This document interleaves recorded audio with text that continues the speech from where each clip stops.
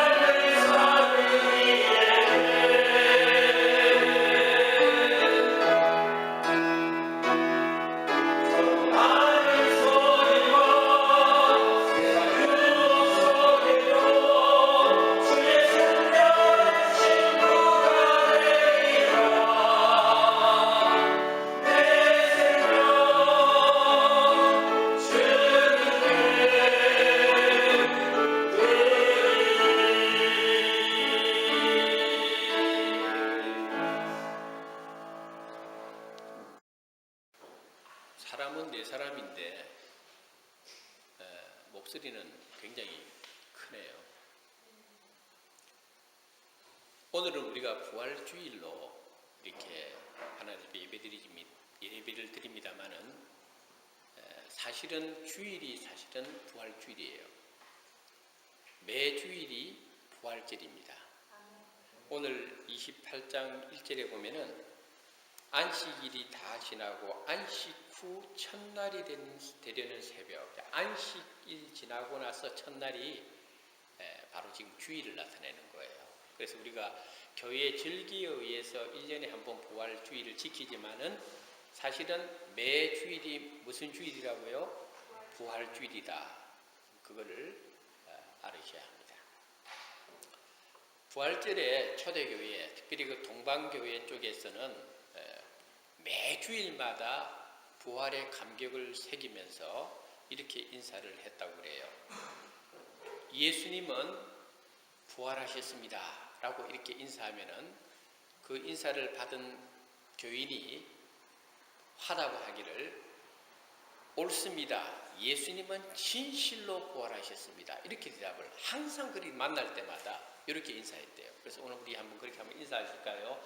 자, 두 사람씩 이렇게 짝을 지었고, 혹시 지난밤에 부부싸움 해가지고 부부가 관계가 안 좋으신 분들은 다른 분하고 좀 짝을 지으더라도 두 분이서 이렇게 해서 한 사람은 예수님 부활하셨습니다 하면은 옆에 계신 분은 옳습니다. 예수님은 진실로 부활하셨습니다. 이렇게 한번 인사하시면 좋겠습니다. 또 반복 안 할게요.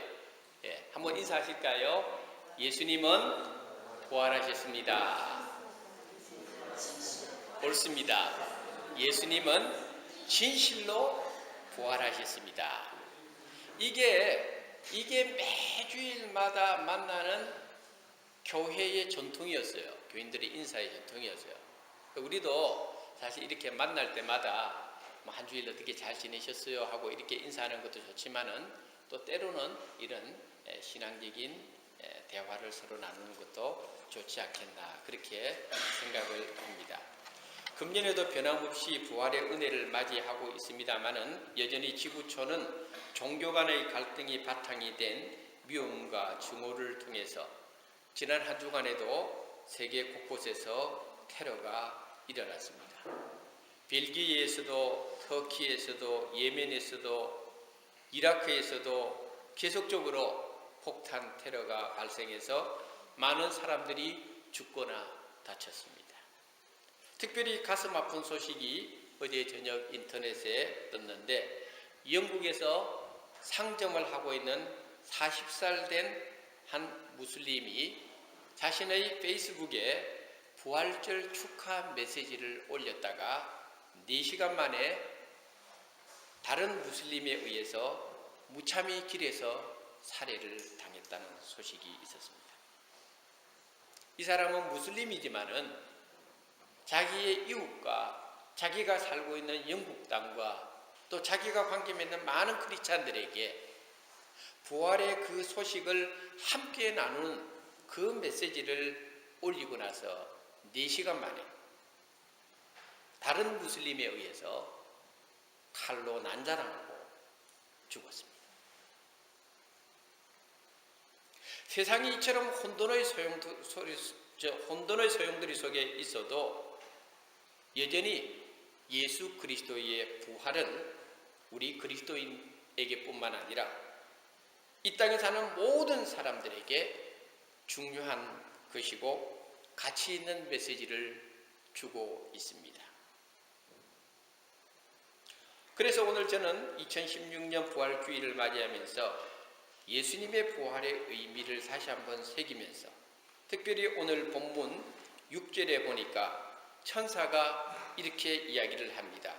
그가 여기 계시지 않고 그가 말씀하시던 대로 살아나셨느니라. 그래서 오늘 말씀의 제목이 말씀하시던 대로, 바로 이 제목으로 함께 부활절 메시지를 나누고자 합니다.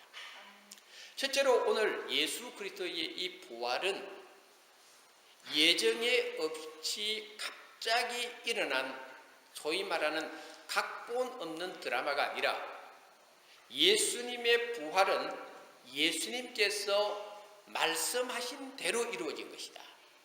그래서 오늘 본문에 보면은 그가 말씀하신 대로 살아나셨다.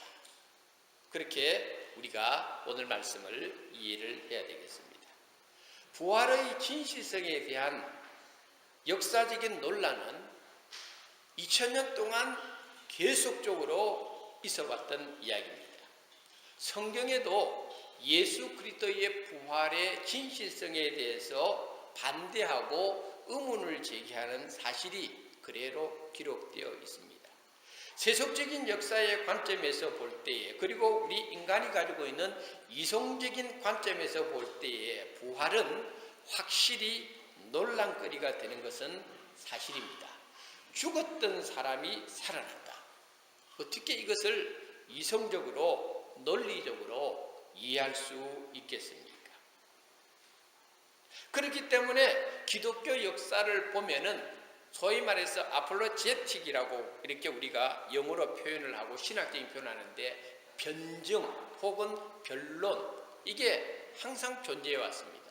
그 중에서 예수 그리스도의 부활은 가짜다라고 주장하는 것에 대해서 아니야, 예수 그리스도의 부활은 진실하다라고 서로 반박을 하면서 기독교 역사에 부활에 관한 한 논란거리가 계속적으로 이어왔던 것이고, 그것을 학문적으로 살펴보는 것이 소위 말해서 기독교 변증학입니다. 예수님께서 부활하신 것을 우리는 믿고 있습니다. 예수님께서 부활하신 것은 사실입니다. 그것을 우리는 부인할 수가 없습니다. 그런데 예수 그리스도의 부활의 진실성에 대해서 예수님 자신이 증언을 해주고 있다는 것, 이것을 우리가 먼저 오늘 말씀을 통해서 받아들여야 되겠습니다. 예수님께서는 십자가의 고난을 당하시고 십자가의 죽음을 당하시기 전에 이미 복음서를 읽어보면은 여러 차례 제자들을 불러가지고 내가 고난을 당할 것이고 사람들로부터 능력을 받을 것이고 십자가에 죽을 것이고 사흘 만에 살아날 것이다, 이런 이야기를 제자들에게 예수님께서 여러 차례 했다고 성경에 기록되어 있습니다. 예를 들어서 요한복음 2장 19절에 보니까 예수께서 대답하여 가라사대 너희가 이 성전을 헐라 내가 사흘 동안에 일으키리라 이런 말씀을 해주었습니다. 여기서 성전은 예수님 자신을 의미합니다. 그리고 사흘 동안에 일으키리라고 한 것은 사흘 만에 예수님께서 살아나실 것을 의미하는 뜻이었습니다. 제가 지난 주일에 설교하였습니다마는 성전은 예수님 자신이 성전입니다. 그런데 2000년 전에 유대인들은 솔로몬 시대에 건축했던 화려한 예루살렘 성전이 그들에게 최고의 성전이라고 생각했어요. 그래서 6월절만 되면은 이스라엘 각처뿐만 아니라 해외에 나가 있는 디아스포라 유대인들이 다 예루살렘 성전에 모여가지고 많이 모일 때는 250만 명 정도가 모였다고 유대사학가 요세푸스가 기록을 했다고 그랬죠. 지난 주일에. 그때 드려지는 제물만 하더라도 25만 6천 마리가 제물로 드린다고 그랬죠. 엄청난 양입니다. 얼마나 그때 당시 사람들이 성전에 눈에 보이는 예루살렘 성전 그 성전을 단순히 존경하고 숭배하는 차원을 넘어서 우상화시켰어요. 여러분 베데스다 연못가에서 38년 된 병자가 베데스다 연못가에 있는 물이 막 동할 때 움직일 때 먼저 들어가는 자가 낫는다는 그 전설 속에 있었던 이야기도 사실은 베데스다 연못가가 예루살렘 성전하고 연결이 되어 있어요. 그래서 성전에서 사용하는 물이 그대로 베데스다 연못가로 흘러 들어옵니다. 그 물이 깨끗한 물이든 더러운 물이든 간에 심지어는 성전에서 사용하는 물이 설거지하던 물도 다 흘러내려오지 않겠어요, 여러분? 그런데도 성전에서 나오는 물이니까 효험이 있다고 생각한 거예요. 성전이 우상이 되었어요. 그래서 예수님께서 종려주일에 한 번도 타지 않은 어린 나귀 새끼를 타고 예루살렘으로 입성하는 것은 예수님 자신이 성전이지 너희들이 눈에 보이는 이 우상처럼 생각하는 이게 성전이 아니다는 것을 예수님께서 친히 알려주기 위한 것이었습니다. 또한 마가복음 8장 31절에 보니까 인자가 많은 고난을 받고 장로들과 대제사장들과 서기관들에게 버림받아 죽임을 당하고 사흘 만에 살아나야 할 것을 비로소 저희에게 가르치시되 이렇게 예수님께서는 제자들에게 당신이 받으셔야 될 고난과 죽음에 대하여 그리고 부활에 대하여 분명히 알려주신 것입니다.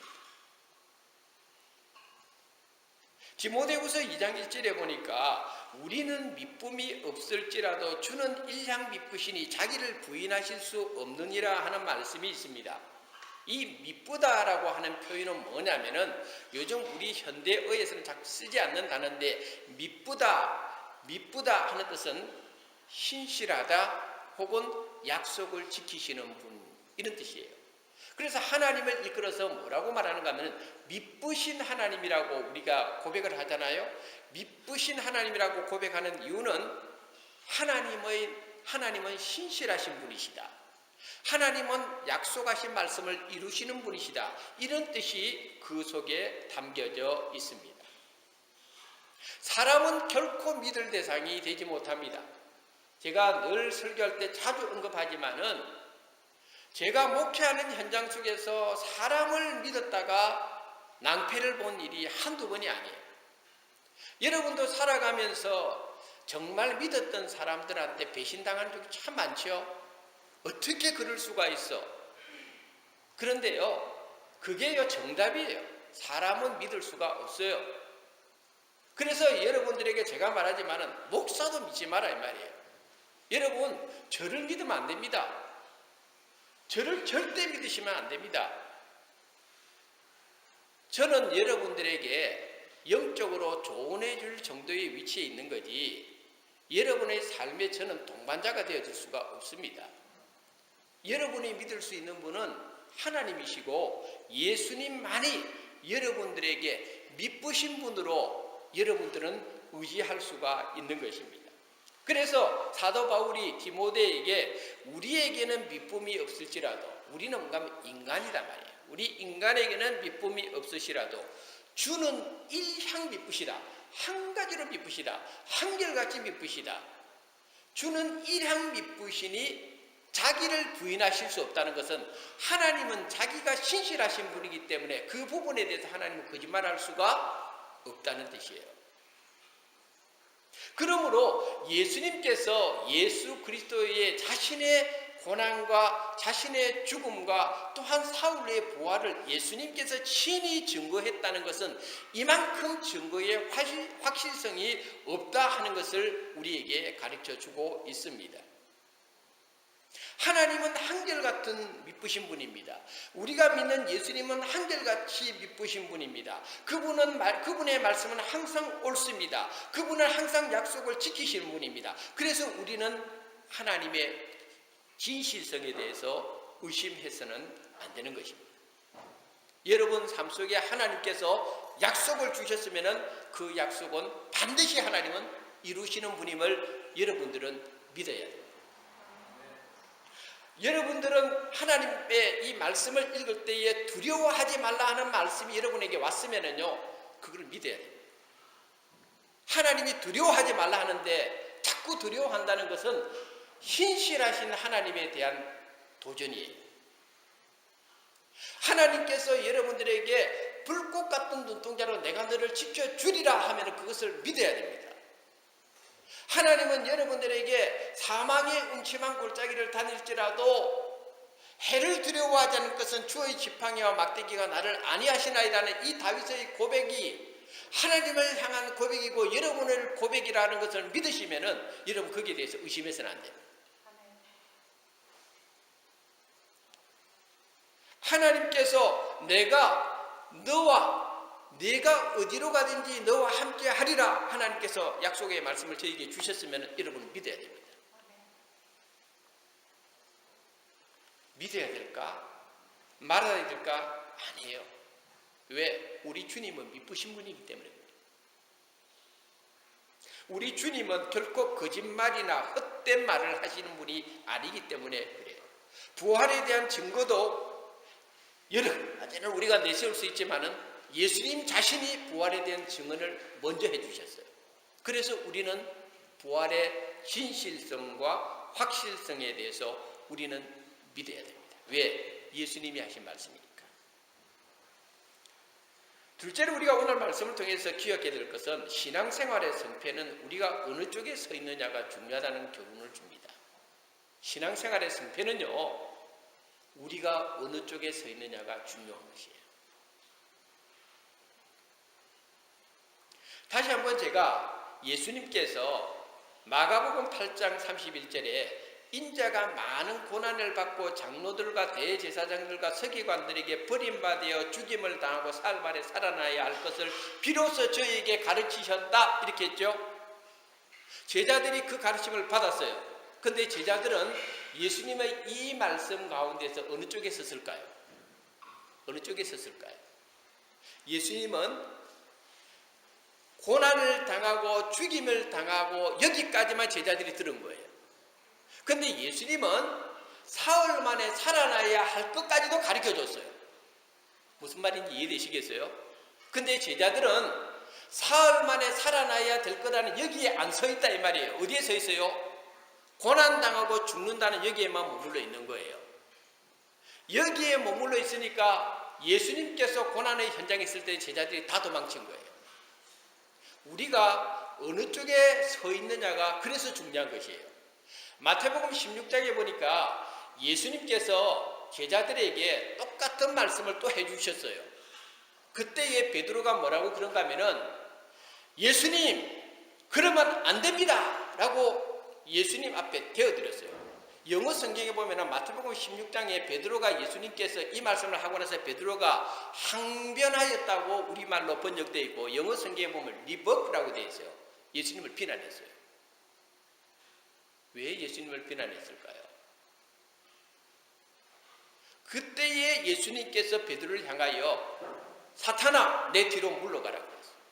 사탄아 내 뒤로 물러가라. 너는 사람의 일을 생각할 뿐이지 하나님의 일은 생각하지 않는구나 그랬어요. 물러가라 그랬어요. 베드로가 있어야 될 자리 있지 않았기 때문에 그러는 거예요. 똑같은 예수님의 말씀을 받았는데 어떤 사람은 죽는다는 위치에 서 있는 것이고 어떤 사람은 살아나리라 하는 여기에 서 있는 거예요. 여기에 신앙생활의 성패가 갈라집니다. 이스라엘의 초대왕 사울왕 당시에 블레셋 군대는 골리앗 장군이 이끌고 왔는데 이스라엘 백성들이 사울왕을 중심으로 해서 전부 서 있는 것은 골리앗 쪽에 서 있는 거죠. 골리앗 쪽에 서 있으면 그 싸움은 이길 수가 없는 거예요. 그런데 전부 다 골리앗 쪽에 서 있는 거예요. 그러니까 무서워서 벌벌 다 떨고 전쟁에 나가서 싸울 엄두를 못 내고 있죠. 그러나 유독 다윗만큼은 골리앗 쪽에 서 있지 않았다. 누구 쪽에? 하나님 쪽에 서 있었다. 그래서 다윗은 골리앗을 향하여 너는 내게 칼과 창으로 내게 나오지만 나는 만군의 하나님 여호와의 이름으로 내게 나아간다고 그랬어요. 싸움이 끝나는 거예요. 어느 쪽에 서 있느냐가 이래서 중요한 것입니다. 하나님께서 모세를 통하여 이스라엘의 12지파에서 한 명씩 정탐꾼을 꺼내서 보내잖아요. 가나안 땅 정탐을 하도록. 정탐하고 와서 보고할 때에 이스라엘 백성들은 10명의 부정적인 보고라는 정탐꾼 쪽에 서 있었어요. 오직 여호수아와 갈렙만이 아니야, 하나님이 주신 땅이야, 하나님의 신실하신 그 약속의 편에 서 있었어요. 결국은 어떻게 됐어요? 부정적인 보고편에 섰던 이스라엘 백성들 출애굽 1세대들은 전부 다 광야에서 다 죽고 말았어요. 약속의 땅 젖과 꿀이 흐르는 가나안 땅을 받지 못했어요. 오직 여호수아와 갈렙만이 젖과 꿀이 흐르는 가나안 땅을 기업으로 받는 거예요. 여러분, 우리에게 주시는 이 말씀은 예전에 성경에 기록된 옛날 역사 이야기가 아니에요. 오늘날도 저와 여러분들은 이쪽에 서 있을 것인가 저쪽에 서 있을 것인가에 대한 도전을 매일같이 받아요. 하나님 편에 설 것인가 아니면은 하나님이 원하지 않는 방향에 서 있을 것인가. 우리는 많은 경우 하나님이 원하는 방향에 서 있지 못할 때가 너무도 많이 있어요. 신앙생활의 성패는 우리가 어느 쪽에 서 있느냐가 중요하다는 것. 예수님께서 고난당하고 죽지만은 그걸로 끝나는 것이 아니다 이 말이에요. 사흘 만에 살아나리라. 살아나는 쪽에 승부를 걸면은 이겨내는 거예요. 그러나 살아나리라 했음에도 불구하고 요한복음에 보면은 제자들이 그것을 깨닫지 못하더라 그랬기 때문에 깨닫지 못하면은 서야 될 자리에 서 있지 못하고 죽어야 될 자리에 서 있는 거예요. 신앙생활의 성패는 여러분들이 어느 쪽에 서느냐 이것이 굉장히 중요하다는 것을 가르쳐줍니다.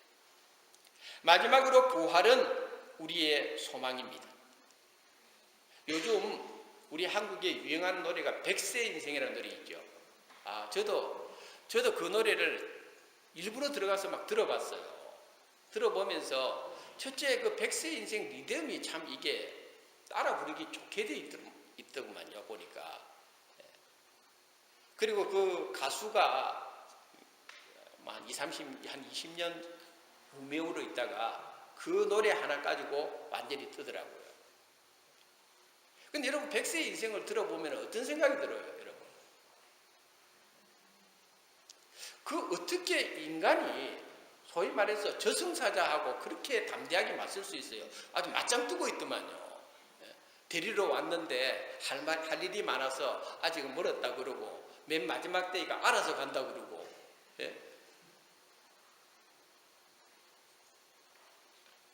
그런데요, 과연 우리 인생이 죽음 앞에서 그렇게 자신일 수 있을까? 백세 인생을 그렇게 부른다고 해서 어느 날 문득 죽음이 내 삶의 현실에 다가왔는데 아직은 갈 때가 아니라고 일러라고 말할 수 있겠어요 여러분? 유행가는 유행가고 현실은 현실입니다. 우리 인생은 결국은 고독한 존재입니다. 이 세상의 부귀영화 아무리 누리고 산들 결국은 죽을 때는 모든 것이 허무할 뿐입니다. 전도서에 나와 있는 대로 헛되고 헛되며 헛되고 헛되니 모든 것이 헛된 것이 우리 인생의 모습입니다. 믿든지 아니 믿든지 성경은 우리들에게 분명히 말합니다. 한 번 죽는 것은 사람에게 정한 것이다. 이건 하나님의 말씀이에요. 연기하고 다른 핑계 대면서 내 인생을 연장시킬 수 있을 것 같아요? 못해요. 더 무서운 말씀은 그 후에는 심판이 있다 그랬어요. 사람이 뭐 심판이 있을까 없을까 그건 사람 생각이고 하나님은 분명히 말씀해 주셨어요. 한 번 죽는 것은 사람에게 정한 것이요 그 후에는 심판이 있다 그랬어요. 그렇기 때문에 이 심판이 무서운 거예요.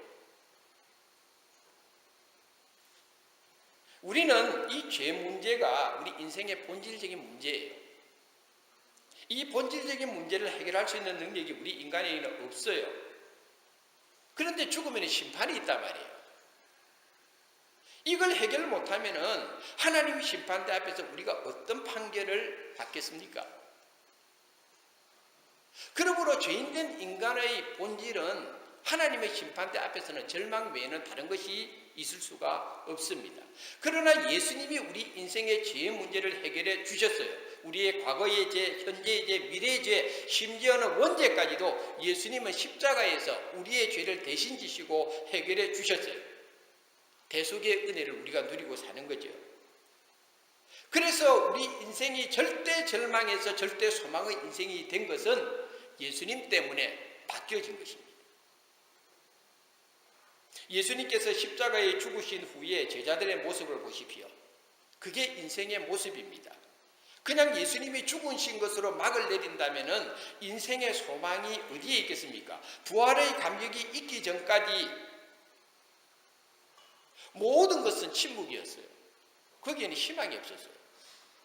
예수님께서 십자가에 죽으시고 첫째 날에 거기에 소망이 어디에 있어요?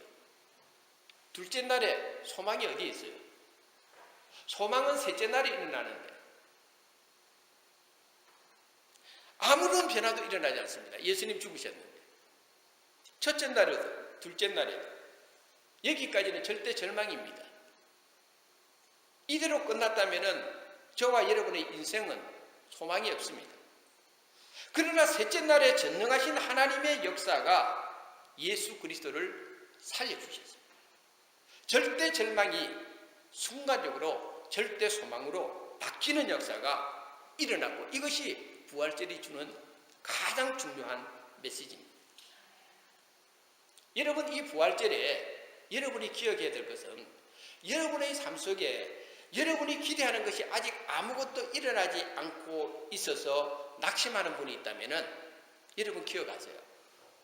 첫째 날에도 nothing happened. 둘째 날에도 nothing happened.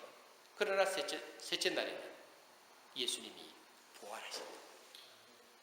그렇다면 여러분들이 지금 기도하고 있는 것에 대해서 아직 응답이 없다고 포기한 분들이 있다면 다시 이 부활주일에 여러분 포기하지 마시고 지금은 첫째 날을 내가 통과하는 중이야. 지금은 둘째 날을 통과하는 중이야. 그러나 부활하신 주님이 셋째 날에 역사가 일어났던 것처럼 반드시 하나님은 내 기도에, 내 기대에, 내 소원대로 하나님이 정하신 때에 하나님의 역사, 전능하신 하나님의 역사가 반드시 일어날 것을 여러분들은 믿어야 됩니다. 그래서 부활절은 소망이 되는 거죠. 오늘 말씀의 결론입니다. 영국의 어느 교회에서 전해 내려오는 이야기입니다. 이게 사실인지 아닌지는 그거는 자꾸 여러분 생각하지 마세요. 그냥 편안하게 들으세요. 영국의 어느 마을에 새로운 목사님이 오셨다는 소문이 퍼졌습니다. 그 마을에 교회에 새로운 목사님이 오셨으니까 평소에 교회에 다니지 않는 사람들도 목사님 얼굴 한번 보려고 목사님 어떻게 생겼나, 목사님 설교는 어떻게 하시나 듣고 싶어서 그 마을에 있는 사람들이 그 주일에 모여서 예배를 드리는데 목사님께서 이렇게 설교를 했습니다. 어느 마을에 아버지하고 아들이 살고 있었습니다. 아내를 일찍 여의고 아내 없이 또 어머니 없이 살아가는 부자지간이지만은 그들은 참 진실된 크리스찬으로 하나님께 소망을 두고 살아가고 있었습니다. 아버지는 등대직이었습니다. 그런데 하루는 그 아들이 자기 친구와 더불어서 배를 몰고 바닷가에 나갔습니다. 그런데 예상치 못하는 기후변화가 일어나서 높은 풍랑이 나서 그만 아들의 배가 뒤집어지고 말았습니다. 멀리서 등대지기로서 아버지가 바다를 보고 있는데 거기에 보니까 아들이 탄 배가 파선해서 굉장히 위급한 지경에 있는 것을 보고 그 아버지가 뛰어나와서 얼른 조그만 배를 힘껏 늘어져서 아들이 있는 곳까지 갔습니다. 배는 이미 뒤집어졌고 절대절명의 위기 속에서 아버지가 아들에게 손을 먼저 내밀었습니다. 아들은 아버지의 손을 붙들었습니다. 그런데 그 순간 아버지의 머릿속에 스치는 생각이 있었습니다. 그게 뭐냐면은 아버지가 탄 이 배는 한 사람만 탈 수 있는 거예요. 한 명만 태울 수 있는 거예요. 그 아버지가 고민이 많았습니다. 자기 아들을 살릴 것인가 아니면 아들의 친구를 살릴 것인가. 손은 아들의 손을 먼저 잡았는데 아직 잡지 않은 아들의 친구가 바로 옆에서 물에 빠져 죽어가고 있는 거예요. 아버지가 생각을 하다가 아들에게 말합니다. 아들아, 너 예수님 믿지? 너 천국 믿지? 너 죽으면 천국 가는 거 알지? 아들아, 아빠는 너를 죽게 만들어 놓겠어. 너를 구원시키지 못해. 그러나 네 친구는 아직까지 예수님을 모르지 않니? 내가 너를 구원하고 이 네 친구를 그대로 내버려두면 네 친구는 죽어 지옥 가. 너는 천국 가지만은 네 친구는 지옥 가. 아들아, 천국에서 만나자. 그리고는 이 아버지가 아들의 손을 놔버리고 아들의 친구 손을 붙들고 배에 끌어올렸어요. 그리고 그 아들은 아빠의 그 이야기를 듣고 웃으면서 아빠, 그럼 천국에서 봐요. 그리고는 물속에 잠겨서 죽었습니다. 이 설교를 했을 때에 그 마을에 있던 불량배로 있던 몇 명의 청년들이 목사 저거 뻥치네, 어디서 꾸며낸 이야기를 하고 있구만, 이렇게 자기들끼리 수군거릴 때에 그 청년들 뒤에 있던 한 노신사가 여보게, 저 말은 사실이야. 그때 그 아버지는 나였고 그때 구해낸 내 아들의 친구가 제 앞에 있는 저 목사야. 이렇게 이야기를 하더라고요. 여러분, 이 이야기가 사실인지 아닌지 여부를 떠나서 하나님은 저와 여러분을 살리시기 위해서 독생자를 십자가에 죽게 만드신 거예요. 예수님의 그 죽음이 있기에 저와 여러분은 그 아들의 친구처럼 지옥 갈 운명이었는데 저와 여러분은 하나님 아버지께서 저와 여러분의 손을 대신 붙들어 줌으로 우리는 살아난 것입니다. 이것이 이 부활절에 다시 한번 우리에게 베풀어 주신 구원의 은혜에 대한 하나님의 스토리입니다. 바로 하나님 아버지가 우리를 그만큼 사랑했다는 것. 그 사랑이 없었다면 저와 여러분은 어떻게 천국에 대한 소망을 가질 수 있었겠습니까? 2016년 한 해 여러분의 삶 속에 예수 그리스도의 부활의 기쁨, 부활의 감격이 매일매일 여러분 마음속에 새겨지고 여러분 매일매일 주님 앞에 감사하고 나를 살리신 그 주님의 능력 안에 내가 머물고 있다는 이 기쁨 속에 여러분 2016년 한 해도 부활의 능력으로 승리하는 축복된 삶을 살아가시기를 주님의 이름으로 축원합니다. 기도하겠습니다.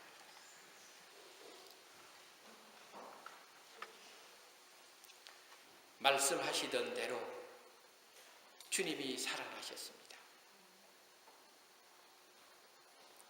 사람의 입으로 100번, 1000번 증거를 한들 주님이 한 번 하신 그 말씀 앞에 어떻게 우리가 주님의 말씀을 능가할 수 있는 것이 있다고 말할 수 있겠습니까?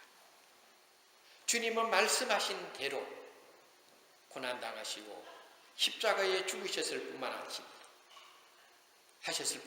말씀하시던 대로 주님은 사흘 만에 부활하셨음을 저희들이 믿습니다. 부활하신 주님의 그 능력이 오늘 우리들의 마음속에 충만히 임하기를 원합니다. 세상은 날로 어두워져 가고 있고 악해져 가고 있을 때 주님의 능력이 우리를 붙들지 않으면 우리는 이 땅을 살아갈 수가 없습니다. 착하게 사는 것이 아니라 믿음으로 싸워서 승리하기를 원하시는 하나님, 부활의 능력으로 우리를 강하게 키워 주시옵소서. 부활의 능력으로 우리를 강하게 붙들어 주시옵소서. 부활의 능력으로 반드시 믿음으로 이기는 자들이 되게 하여 주시옵소서. 이기는 자들이 흰옷을 입는다고 했습니다. 이기는 자들이 멸류관을 받는다고 했습니다. 부활의 능력으로 이기는 성도들이 되게 축복하여 주시옵소서. 이번 한 주간도 우리가 어느 쪽에 서 있어야 될지 고민스러울 때 하나님을 주저없이 선택할 수 있는 믿음을 저희들에게 주시옵소서. 믿음의 자리에 서 있는 은혜를 허락하여 주시옵소서. 부활의 큰 은혜 속에 승리하는 우리 모두가 되기를 소원하옵고 예수님의 이름으로 기도드립니다. 아멘.